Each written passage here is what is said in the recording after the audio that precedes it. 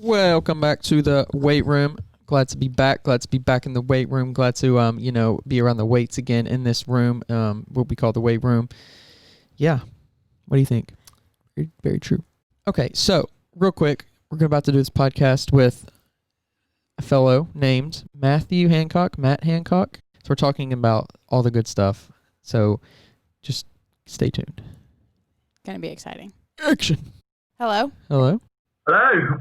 You made it. Yes. Hey. How are you both doing? You all right? Oh, we're great. How are you doing? I'm good. I think it's a bit earlier there than it is here, though. So sorry if I look a bit knackered. Long week. Are you both got some time off, or are you working right through? Yeah, a few days off to celebrate, open some presents, eat some cookies, all that good stuff, and then right back to it. That sounds pretty good to me. What do? Are you both personal trainers? Yeah, Yes. We're both. We're certified through different organizations, but we're both personal trainers. Oh, awesome. Well, firstly, thank you to you both. It's quite nice being invited onto your podcast and to speak to you both. I guess probably the best place to start is sort of at the beginning, really. I was, before university or coaching or anything else, really, I was an athlete and quite a keen martial artist. So I'd done sort of everything traditional, like karate and Japanese jiu-jitsu, all the way through sort of Brazilian jiu-jitsu and MMA. I was quite keen, so got to travel a lot, which was great, but got quite injured, which wasn't ideal, and decided I still wanted to stay in sport and still work with athletes. So went to study sports science and biomedicine. So I guess probably to explain what biomedicine is, so some people who are listening might want to know. Kind of in the context of sport and health, it's about understanding and taking biological and physiological principles and applying them to practice. So once that had been done, it seemed natural then to go and work with athletes and clients. And so I worked largely with individual sports, so sort of long distance running, squash players, golfers, etc., but also people who were like pretty significantly overweight. But also worked with an MMA team, a football or soccer club here in the UK, and the fire service training academy. So I had quite a wide introduction to working with people, which is great. Then I joined the British Army as an officer and joined an infantry regiment. So spent a few years there. I'm still in the reserves now, which has been really, really good and a nice thing to have kind of going on the side and gives you quite a lot of different experiences, which is nice. But then a few years ago, decided that I wanted to kind of further my education. So started a PhD and started working with England Rugby. So now doing a PhD in injury epidemiology and performance analysis. And then earlier this year, I sort of helped to set up the UK Personal Training Association you mentioned before. I think the industry kind of lacks regulation, at least here in the UK. And I think that it's beneficial for fitness professionals, specifically personal trainers, to have a structured pathway to follow. I'm sure we'll get more into this. We worked with a lot of industry experts to set up the UKPTA, but the most kind of instrumental of these was the other co-founder, Alex Thompson, who I met at uni. And he was quite excited about the fact that we'd been invited on. So, his background is completely different to mine. He's just in marketing. And he'd been a director at multiple sort of London-based marketing agencies. So whilst I knew the industry, a large part of being, a successful personal trainer in the industry is their ability to run a business and advertise themselves. And so, between us, we complemented each other quite nicely, but had a lot of support. But that's a bit of my background, I guess, a bit of an introduction to the... You said you had an injury. How did that kind of play a role in... You said it led you to want to study, but if you want to get into that, what kind of happened with that? So it was a Brazilian jiu-jitsu competition. I landed on my back and really hurt my back, and kind of decided that actually going down the professional sports route probably wasn't gonna happen. And I'd been interested in going to university anyway. So had already decided on studying sports science. But then I guess it was while I was there that I thought that, if I can't be an athlete, working with athletes or working with people in the gym is really what I love. And actually, I'm quite motivated by seeing as much of the industry as possible and seeing as many different types of people as possible. And I mean, I'll get into this later, but I think there's always room to develop yourself. No matter how experienced a personal trainer or a fitness professional might become, there's always someone they can learn from. And I think you should probably always try and aim to be the least intelligent in the room. Then you probably know that you're in the right room to be kind of learning something. Yeah, I think that's a big aspect of an association, getting around other smart people, other people in your industry to obviously pull from everybody's knowledge, but everybody's experience. As a kid or as a teenager, whenever it was, what got you interested in the world of sport or fitness? It was actually my dad. He was quite a keen martial artist. He was a coach in Shotokan karate. So I was about 4 years old, I think, and went to my first karate class and started Japanese jiu-jitsu as well. And so it was kind of just something that I'd always done. And then I ended up, I think I was about 12 or 13 years old, and I saw this Krav Maga class. You had to be 18 years old to attend, so I technically wasn't allowed, which I think made me want to go and experience a bit more. But after some conversation with the instructor, he said I could kind of go along.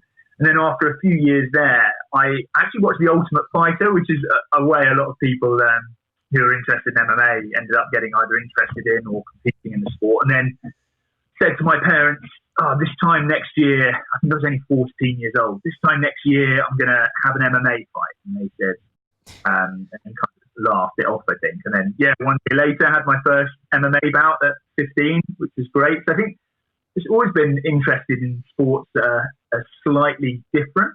Obviously soccer or football here in the UK is massive. I was always terrible at that. So, I guess you kind of gravitate to the stuff that you're naturally quite good at. How was that first experience? I don't think I really knew what to expect. I also think I was quite naive, and I also didn't really understand the impact that might have had on my parents. But I think it was my first experience really of learning to work particularly hard for something. So I kind of lined up lots of competitions, jiu-jitsu, Thai boxing, whatever, beforehand to get kind of ready for that. And ended up winning the kind of junior VT jiu-jitsu championships. It's like quite a small championships here in the UK, and that gave me quite a lot of confidence. But then I don't think there's really anything that can fully prepare you for that at such a young age. I mean, I remember arriving, it was in a nightclub, and I technically was only insured to be in the cage and not really insured to be in the nightclub. So kind of got escorted in and out of the club after the fight, which is a bit odd. But I managed to win, which was really good, and kind of a bit of a confidence booster, I suppose, at that age. And how long were you able to do that for before you got hurt? I actually got injured twice. The first time was about 18, the second was about 21. And that's kind of when I properly said, enough's enough. I'll just focus on coaching now. MMA from about 15 to 21, I think, and the same for sort of Brazilian Jiu-Jitsu and Thai boxing. But I mean, what was great when I joined the army was, you've got a small amount of flexibility in your, the training that you can deliver or whatever. And I think being able to teach the riflemen who were in my platoon some sort of jiu-jitsu stuff and self-defense stuff was a really good way of getting to know them, something that they quite enjoyed. And then, I sort of deployed and ended up running a course abroad teaching it as well. So it was actually been more of a use probably than I expected it to be. Was that kind of a foundational experience? I think so, because I got asked, I think I was about 17, I got asked to go and teach jiu-jitsu class and an MMA gym. And I was quite skinny, and I was always found it so difficult to put on any size whatsoever. And so I arrived at 17. I remember all these people said, "Oh, don't worry, the new instructor's arriving soon. We'll take care of you." Obviously didn't know that I was the instructor.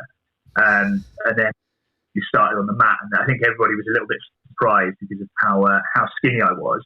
But actually, you know, I think if you enjoy coaching, you enjoy teaching, it's just such a brilliant thing to be able to do. You know, very few people really truly enjoy their jobs. And I think if you can find something that you're passionate about, that's great. And to me, it's not really just MMA or jiu-jitsu or even personal training. Any sort of interaction with people, you can help develop them. It's just such a brilliant thing to be able to do. And actually, I think I've probably contributed more to sport by not being an athlete than by being one. The vast majority of people as well aren't athletes. You know, the vast majority of people are normal people that just want to be a bit fitter and a bit healthier, and, you know, when they hit 60, 70, 80 years old, still be able to go about their business in a sort of healthy way. And so actually, the personal training community and side of things has always really interested me, because actually health is a fascinating topic, and it is far less niche, and you can reach so many people and help a lot of people. And so whilst largely I've worked with athletes, you know, I've thoroughly enjoyed working with people who are overweight or just looking to kind of better themselves. And so I think that was probably where my desire to help improve personal training within the UK came from, at least. A large part of this is as a trainer being able to educate your clients as well. You know, you're not necessarily going to be there forever. Financially, they might be able to afford you, you know, every day of the week that they want to work out. And so it's not just about this is, you know, jump on the bench, do a bench press for 4 sets, you know, jump on the treadmill, whatever. It's about explaining to people why they're doing what they're doing. And then tailoring that explanation to the person as well. You know, there are lots of people I've worked with, you know, that might be athletes but have done a degree in exercise science or whatever. And so you can kind of delve into the detail a little bit more if they're interested. But then for the normal person, it's okay, but explaining to people why they're doing what they're doing will probably set them up for success in the future. I'm sure we'll get into this more, but, you know, what we want to do essentially is help develop personal trainers, and the knock-on effect of that is a higher quality of service. And, you know, if each personal trainer works with 5 to 10 to 20 clients, whatever, actually having a process for them to follow in the UK and having a way for them to develop themselves, you know, it's far wider than just improving the PT. You know, the knock-on effects of that could be massive. You know, it might be they're looking at 20 clients at one time, but actually when you think about how many interactions they have over their career, that's a lot of opportunities for them to improve someone's life, I guess. I think there's also kind of an opposite effect that could be had, and I think this is at least a concern of mine. I don't know if you'd agree. Obviously, there's a lot of misinformation out there, and there's a lot of people who believe everything that they hear, and it's, as a personal trainer, I think it's your responsibility almost to be able to digest and interpret and analyze any research that you read, to make sure that anything that you're passing on is correct and is safe. And, you know, like you say, if they're passing on the wrong message and that gets passed on over and over and over again, actually they might just see it as a one-off statement in the gym, but actually it could have a far larger effect. So, you know, it's a responsible job. It's an important position to be in, and I think people need to, they probably underestimate the impact that they might have on other people. There's this whole world of Instagram where, you know, people get famous for simply being fit. And by being fit, that doesn't, like, I mean, I think of people who look fit. Just because someone looks fit doesn't mean they are fit, and vice versa. You know, we have this standard that we consider fit, but fit is defined in so many different ways depending on the person. But these people are being labeled as fitness influencers, but they have no real knowledge on anything fitness related and why they're deadlifting and how to deadlift and how to squat. So you have thousands to millions of people following these influencers who are doing it wrong, but because they have so many followers and because they're famous for doing fitness, they assume that they know what they're talking about. No, exactly. You're 100% right. And I think it's very, very dangerous because, you know, like you said earlier, when you're in the industry and you do stuff all day, every day, it seems obvious to you. But for a lot of people, it isn't obvious. And if someone who has 100,000 followers tells someone to do something, they need to realise actually that's quite dangerous if they really don't know what they're doing. And I think there are a lot of people as well. I mean, I can only really comment for the UK. I don't know about there, but it's becoming more common that people have an online-only PT qualification, you know, one that doesn't have any practical component or isn't necessarily certified or accredited by another body. And it's a concern to me because it's dangerous if you want to be a physiotherapist or a sports scientist or a strength and conditioning coach and work with people. You know, you might have to do a 3 to 4 year degree, but actually if people are going online and doing a qualification in a week or whatever, actually they at least need to realise the limitations of that, if nothing else. You know, thinking about NASM and the NSCA, you know, North America's got a far tighter grip on this, I think, than the UK at the moment. So we kind of set up the UK Personal Training Association only a few months, really. We've had quite a lot of support, actually, you know, not just Alex and I. We've had a lot of conversations with sports scientists, S&C coaches, physios, psychologists, and most importantly, you know, good quality PTs to kind of understand what the requirement is. But actually what we really want to do is bring some regulation to the fitness instructing and kind of personal training industry. So, you know, there's the Register of Exercise Professionals and the Chartered Institute for sort of Management of Sport and Physical Activity. But they look at the fitness industry as a whole and accredit courses. Currently, there's no organisation that accredits and focuses on personal trainers. So I guess the difference between REPS and the CIMPSA and us is that we accredit people, they accredit courses. And I just think it's really important for clients, at least, to know who they're dealing with. Ultimately, if someone says that they're accredited by us, at least they know that there's a check in place and they kind of know what they're getting. When did the idea start? When did that all start? And then explain a little bit more kind of about that and about what it actually is and what you want to accomplish. Yeah, of course. So I'd actually been thinking about this for a couple of years. And if I'm really honest, I'm surprised that I guess I always expected somebody else to do it.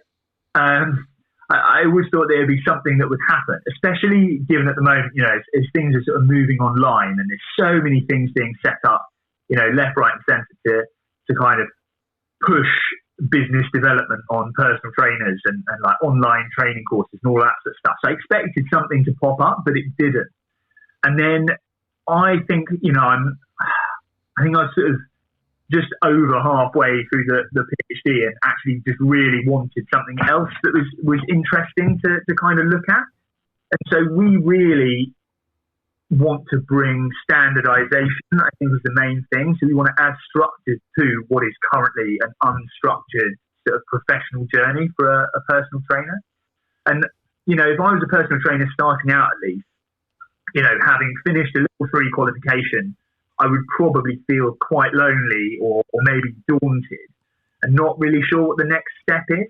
And so we kind of just want to lay out what pathway should really look like or could look like. You know, ultimately, a lot of PTs are very well informed and take great pride in learning and completing CPD, etc. But we would like to be able to provide good evidence-based professional development for PTs that can be monitored and, you know, we can certify them. Obviously, it's a highly competitive industry, and so we want to also be able to tell the story of PTs and be a place where they can communicate and get advice You mentioned a community earlier. It's weird that you say that. It's kind of a bit of our tagline, really. We do want to make a community because actually personal training can be quite lonely. And I think it's important that people are put in touch and are able to talk and share knowledge. The easiest way you could describe it is there's 3 levels. We haven't launched this yet. This will be launched in the next few months or so. So at the bottom, you've kind of got a bronze membership. Essentially, any fitness professional can sign up, have a bronze membership, and essentially it serves as an identification to clients that they are taking themselves seriously. But these people don't need to have any qualification whatsoever. But what they do get is access to webinars, to courses, discounts, etc., etc. And then they'll get a certificate and a bronze badge to show that they're a member. The kind of next step up from that is an accreditation, so a silver membership. Essentially, a personal trainer would need to show us their level 3 certificate. We would check that course provider to make sure that it is REPS and CIPSA accredited. And so we would know then that that course is of a good quality and has a sufficient practical component. We then check their first aid certificate and ensure they've got insurance. And at that point, we'll accredit them. And they can then use the post-nominal APT, so put that after their name, much like NASM do, or the NSCA do, just so that when a client sees that, they know what they're getting and they can trust them. Then beyond that is a senior kind of gold standard, which I would probably anticipate gym managers or more experienced personal trainers or people who've done a higher education to go for. And so there will be modules that they will work through on everything from anatomy and physiology to basic exercise psychology to exercise technique, etc., followed by an exam. And once they've done that, they'll then get a slightly different post-nominal SAPT to show that they've got senior accreditation and a certificate to show that. And then that would be reassessed every few years, and they would have to show that they're up to date. And so because there's so many qualifications out there and such a variety of providers, hopefully this means that A, personal training is kind of easier for them, and B, it's easier for clients to understand rather than trying to figure out what's a credible qualification and what's not. Have you got a bronze, silver, or a gold badge? It feels a bit easier.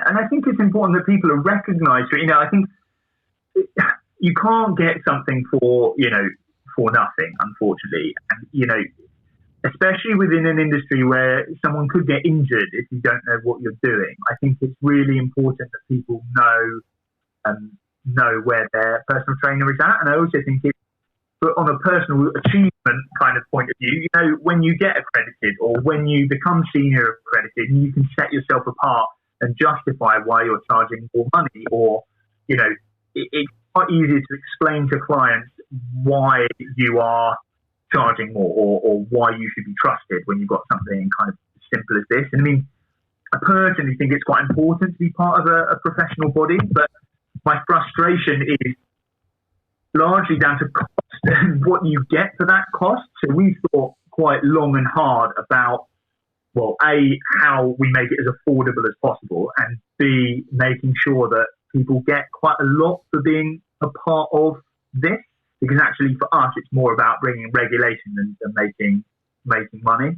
Obviously this is early days for us, but we've got big hopes, and I think kind of the first step in doing this is realising where your strengths and weaknesses are, which is why Alex and I work quite well together, is we've both got such different backgrounds, but there's also such a gap in our knowledge. Like, we're quite specialised with what we do and our experience. So kind of I've just been trying to get as many different people who I see as experts and credible to kind of contribute to this as possible. So we've got something called Insights, which are our articles which we release for free, and they don't take long to read. They might only be a sort of 4 or 5 minute read, but we try and release them quite regularly because it's so important that people are just constantly developing themselves and learning something new, and that people are listening to the relevant people that are correct. So our latest one kind of had a ex-military mental resilience expert talking about mental resilience in personal training. We've had counsellors talking about eating disorders. I've written a couple sort of on endurance training, weight training, stuff like that. And I think it's so important that, like you say, that there almost needs to be a council or a place that people can go to.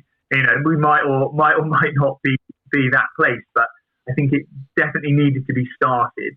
And I think something definitely needed to be done. So hopefully we're doing something good. I think it'll be really cool to see how this thing grows and develops and just see how many people benefit from it. Would that be something somebody with an existing personal trainer certification says, even though I have this one, I'm going to get this one as well? Does that be something that you guys would recommend? I would almost imagine us as like a checking service rather than anything. So it's not that someone has to come to us to get another qualification. It's more that they come to us with their existing qualification and their existing experience, and then we almost validate them so that the rest of the industry and their clients know that they can be checked. So you and I might know that a particular course provider is of a good quality, but unfortunately clients don't, and it's very complicated, like you say. So what it does is serve to distinguish them between, people who might have just done a few day long online qualification. It says, right, the UKPTA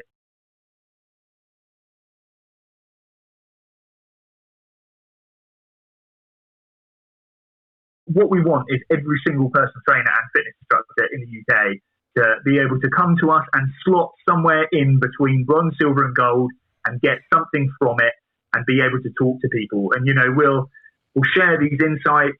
We'll give them access to the forum. There's a messaging service that we've set up so that they can get in touch with people of different levels to get advice. We'll constantly be there looking to, recognize those PTs who've gone over and above, give people discounts, and we'll also be advertising job listings, stuff like that. So we kind of want to be a hub, I guess, for UK personal training. But much like the NSDA and NASM, we had quite a lot of messages actually, saying, what if I'm from somewhere else? Ultimately, an accreditation or a certification is just that, just because we're sort of UK focused. If this is something that someone else is interested in and wanted to start, ultimately we welcome anyone from absolutely anywhere, to be honest, as long as they, can feel they can get something from it. Where do you see the personal training industry, fitness industry going within the next, say, 5 to 10 years? I think, there will always be a place for personal trainers in a gym, but ultimately I think everybody knows that, online training is at least massive at the moment, while a lot of gyms are shut, but I will imagine it will stay that way. There's a lot of benefits to this, obviously, for quality of life wise for personal trainers and ease of access for clients, but it brings its own problems as well. Ultimately, personal trainers will have to, be able to understand and teach exercise techniques to beginners a lot of the time, but without being in the gym with them, which means arguably they'll need to have a greater understanding.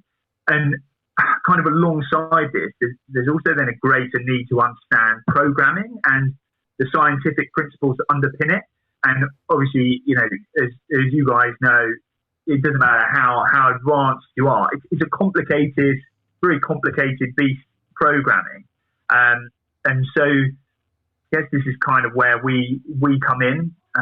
We just want to best prepare people, I think, for whatever situation's coming in the next sort of 5 to 10 years.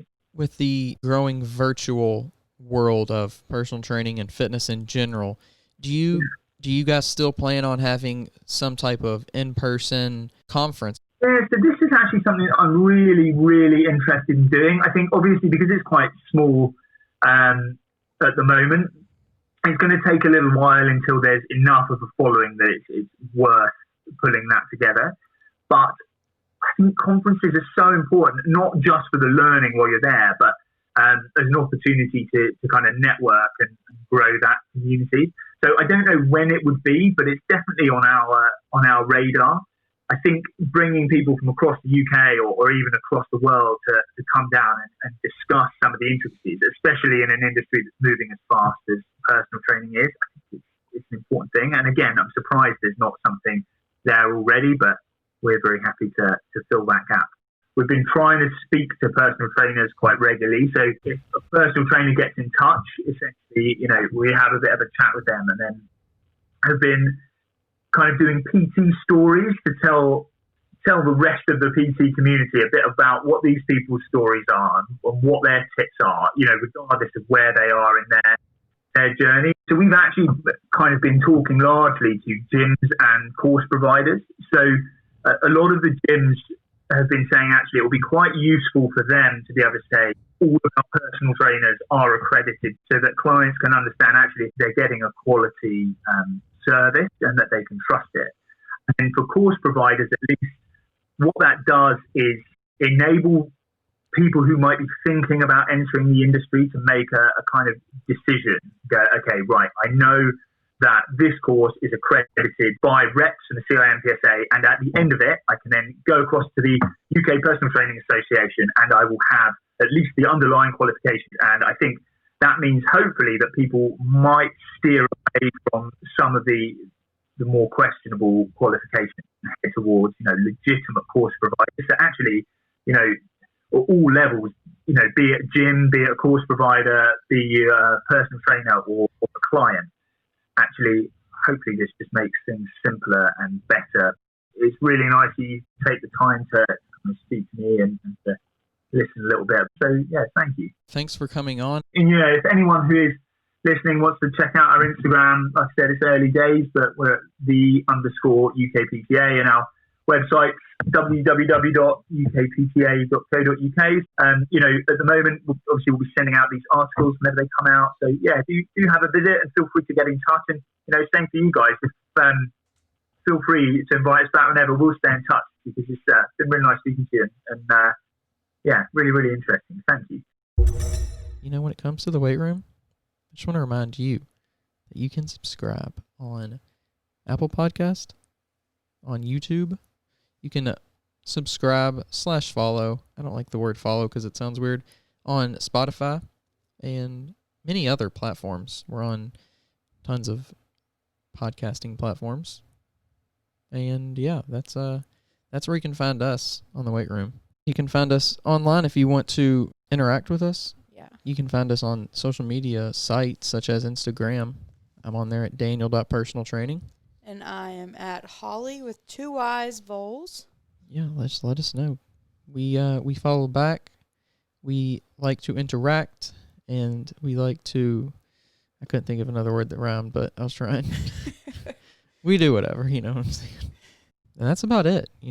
Stay tuned for more great episodes from the weight room, and I guess we'll catch y'all next time. Peace. Peace. And we're out.